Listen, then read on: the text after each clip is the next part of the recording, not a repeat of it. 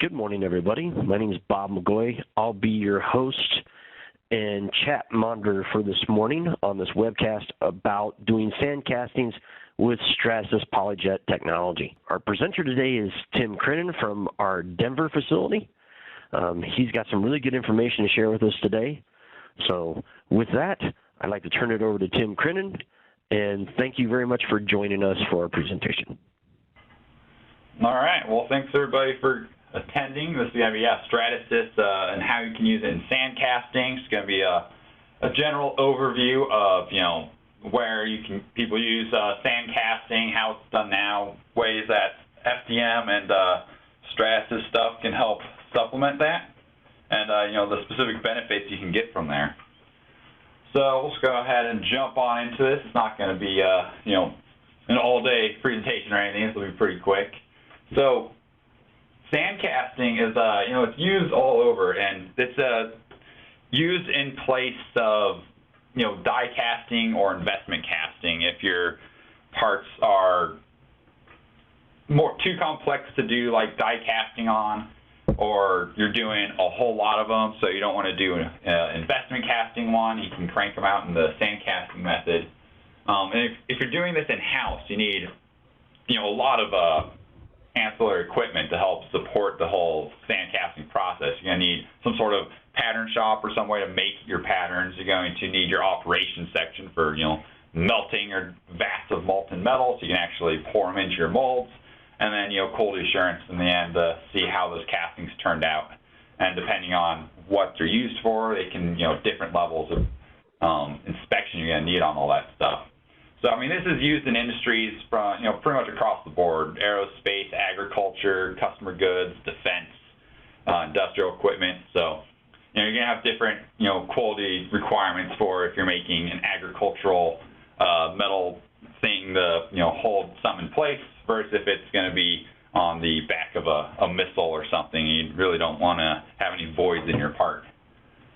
So, the traditional process of sand casting, it's pretty straightforward. Start out by having a pattern. So there's a couple different types of patterns you can make. You can do match plates, split pattern, loose patterns, all depending on what you need from it.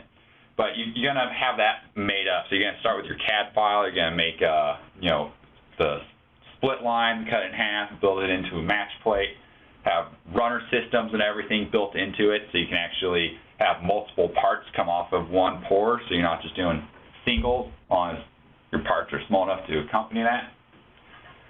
And then you're going to go ahead and make your both sides of that. So you have your cope side and your drag side. And then you're going to compact your sand and everything into that to actually build up the shapes. So what you do with your match plate is you have your specific green sand, or there's other different types of chemical sand you can do, where you just ram the shape of your part into the sand, or the sand down around your part, and it just leaves the impression of what you want there left behind with a nice firm packed sand mold there to hold your tolerances and your surface finish and everything. So then once you make both sides compacted together, we're going to go ahead and do our assemble your mold. So things, you have your top and bottom bolted together.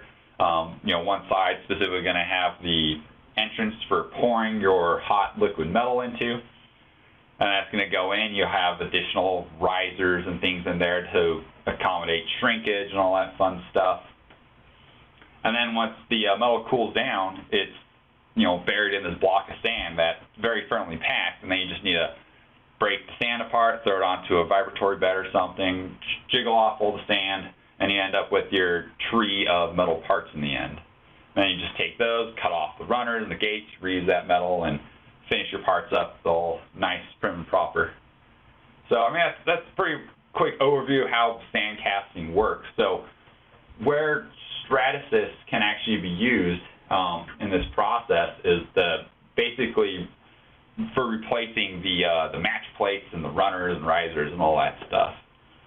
So, it's not a perfect fit for everyone. It depends what you're doing. If you're doing from, somewhere around 5,000 castings or something, or around there or less, FDM works really great for this. So you can actually make up your match plates and stuff with FDM printers directly. It helps alleviate bottlenecks in your pattern creation process because it can be, a pretty long, drawn-out process making good patterns from solid metal. So it requires a lot of post-processing and extra machining work, especially if you have any complex designs or anything going on in there. And then if, it's really, the more complex and organic the features, the better 3D printing is going to be for that instead of machining, because, that's one of the great things about 3D printing is that they don't care about the complexity of your geometry anymore, right? It just cranks out your part, and it doesn't directly associate to how much it's going to cost. Versus when you're milling something, the more work it has to do, the more rotations and refixtures and all that stuff and inside geometries it has to try and get to, or it just can't get to, directly relates to how much it's going to cost to make the part.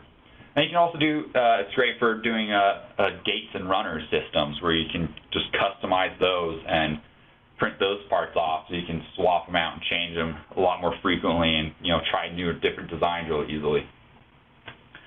So this kind of, showing it's great for the more complex the design is, the more this is going to be a savings and a benefit to get into with FDM, versus if you just have super simple stuff, like super simple geometry, you can machine those out of metal and really quickly, and it's not too much of an issue. But yeah, the more complex it is and the more crazy geometry you got going on, the easier it is to get into the FDM side of it. So the saying that it's great for FDM's role in here is match plates and the different patterns and resin pattern masters, all that stuff. You can just straight 3D print now instead of having to machine the whole thing. You can even do core boxes and interchangeable gate and runner systems. So you can try different runners because it's kind of going to be broken up on the pattern match plate on like each side, and then the runner down the middle for how it actually splits off the metal to pour down into those. So you can try different geometries and fine-tune and optimize just really quickly by cranking out those runner systems on a 3D printer. So it makes a lot lower cost for actually acquiring these patterns and doing different iterations, as long as it can withstand all the issues in that process where you have high ramming forces and it's going to be really abrasive and you have all the sand stuff in there rubbing against stuff. So you can make the core boxes and the runner systems and some of those pictures. So where this is a good fit in the process is when, you have your 5,000 or less parts. The pattern is going to fit on whatever FDM system you either have already in-house or you're thinking about getting. And those can go pretty big, but you can also get really large, patterns made too. It's possible to, print it in sections and, hook them together, but that just ends up adding more post-processing work, which starts getting you closer towards like, okay, well, let's just do the whole thing out of metal. And then with the pressures, depending on what material you run, can easily resist those ramming forces. So if you're just doing straight ABS on like a Fortis, 270 printer or something, you can print the part out ABS solid, and it can resist ramming forces up to 3,000 psi for ABS typically. Other options is you could print the match plates out of polycarbonate. Those can get up to, I want to say about 6,000 psi. Or if you have one of the big Fortis machines, you could print the material out of Ultem, which is a very strong, durable, rigid plastic. And that can actually resist forces up to about 10,000 psi. So depending on the pressures of your specific operation, the geometries, how deep it's got to, compact it and all that fun stuff, you choose the right material for the job. You don't really want to overkill it every time, make it out of Ultem. It also makes the post-processing a little bit more arduous if you make it out of Ultem because it's a much more firm, resilient material. And so when you have moderate to high complexity parts, again, it's another area where it's FDM. 3D printing in general is going to specialize because you don't have anything holding you back. And then you need to have accessibility to the actual pattern geometry.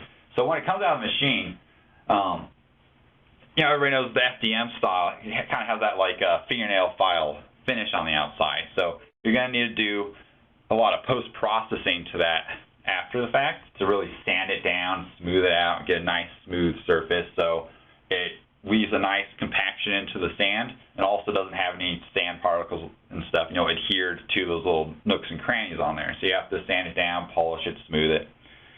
So even with all that factored in to the FDM process, it ends up being dramatically cheaper and quicker still to make it on that style. Typically, when people bring this in-house, they're seeing benefits of, the lead time to getting the match plates like in-house and up and running and starting using them is 30 to 70% time savings.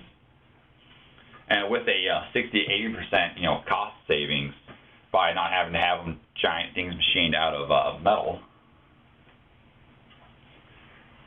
And then you really improve the efficiency in our, the pattern making process. It reduces the load on your workshop. So if you have CNC labs going on in there, milling up a bunch of stuff, this helps lower the load on those, so free it up for other things, catch up in the backlog they might have going on, and keeps all the pattern making in house and keeps it a very proprietary process, because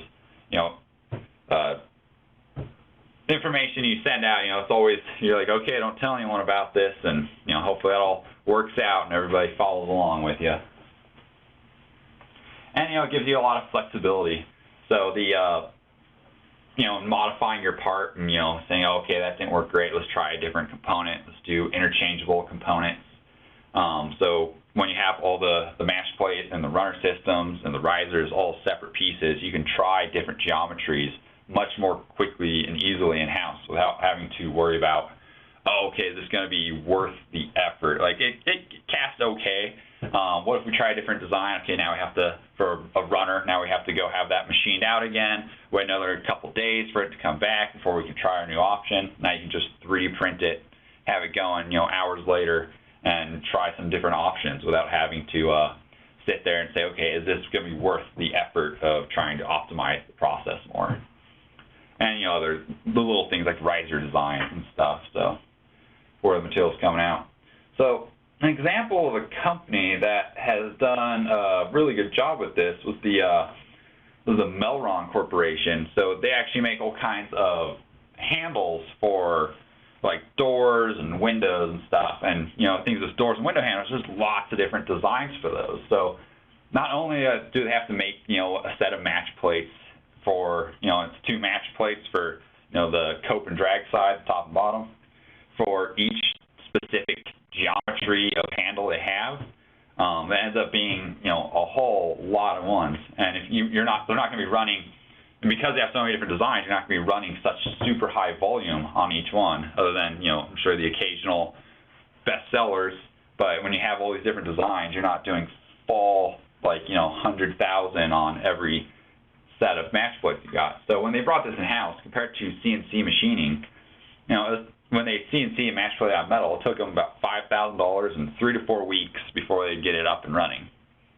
When they looked to FDM tooling for the match plates, it dropped the cost from $5,000 down to $2,000 and a week and a half.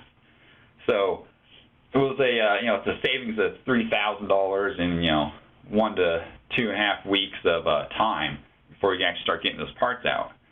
So you see the price in there, $2,000 for a match plate. Like, that's not how much it costs to 3D print. That's factoring in all the post-processing you would need to do for these parts. So once you print it off and you have that rough surface finish, okay, now we got to sand it down, we got to prime it, we got to get ready for the mold release and all that fun stuff. And the materials that we printed this out of can withstand the abrasion, can withstand the chemicals we're dealing with for mold release or stuff that you might have within your mixtures of your sand. And so with all that factored in, it's a $2,000 part. So it's still really big cost savings on there. And now when they have to do a different set of match plates for every type of handle, and they're saving $3,000 per set of match plates, it ends up adding up really quick for them. So it is also great for if you need to, verify casting designs too, where you're like, okay, I think this is going to work. You can, when you print it out, you have a much lower risk involved in there to say, like, okay, is this new design going to work? Did I set the runners up properly? Now you don't have to say, oh, well, now we got to machine up a whole new set because that one failed. So cost of errors are much lower too. But yeah, I mean, that's just it's a really quick, rough overview of sand casting where FDM can get in on that. PolyJet can also be used for doing this stuff too. It can't go as high as compaction forces as Ultem or polycarbonate. You're going to be down around the 3,000 range. But one of the advantages for PolyJet is that you end up with much smoother parts straight out of the machine, so it requires a lot less post-processing. It's just going to have different chemical resistances and stuff on it too. So it all depends what you have in-house already, what size build chambers you need for making these plates, and all the other stuff. So that is just our quick overview. Does anybody have any questions they'd like to throw out into the chat about something specific for green sand casting or other casting operations? And this is a bit different than the, one of the other things that people do use FDM printers for is investment casting. So that's where you'd print your part out of, really hollow out of the ABS material, do your slurry overmold on the outside, and then you just burn out the inside cavity, and then you can pour your metal into there and smash off your shell, and you end up with one-time use investment cast parts straight off the FDM machine too. So someone has a question of, what's the difference between green sand and regular sand casting? So green typically is referring to there's moisture in the sand, so it actually has some moisture and some other components in there to help it hold its form. So if you just have like clay sand from a sandbox and you try and compact it, it's not going to hold its shape or anything. So green sand has clay and water in it. So actually when you compact it down, it holds its shape very rigidly and quickly. So it's something actually when you're reusing sand, so when they throw it on the vibratory bed and shake off all the sand, they can reuse that sand. A lot of times they just have to re-moisten it because, when you pour molten metal in, a lot of it's evaporating off.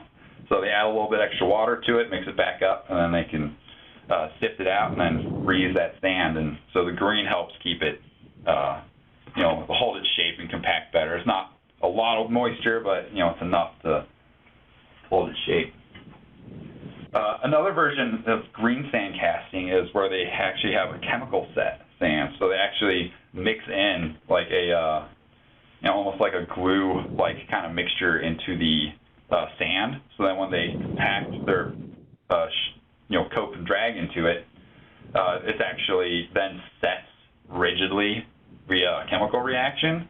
And then those are used for if you have like much finer detail parts typically, or if you have like you're putting cores and cavities into your green sand setup or into your sand casting setup also. And that lets you get much smaller parts without having as much worry of the sand collapsing on you or something when it's being poured through. Well, Tim, I think we've exhausted the questions for this morning. I'd like to thank you very much for spending the time with us this morning and showing us some really good information on how we can leverage stratasys with doing sand castings. I think that's some awesome material. So if anybody has any questions, you've got Tim's email there on the screen. You can also ask questions of myself, Bob M at CETI.com. And we'd like to thank you for spending your time with us today.